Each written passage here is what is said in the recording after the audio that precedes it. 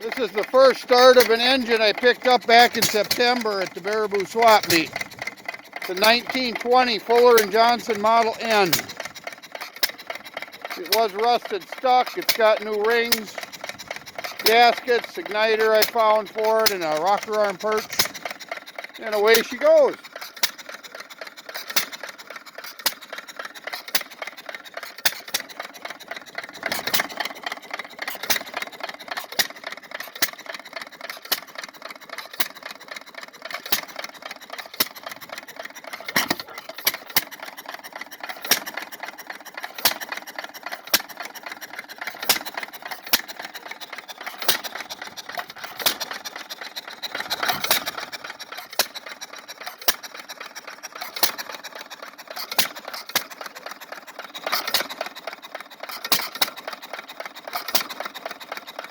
Needs a little tuning work yet. We'll keep at it.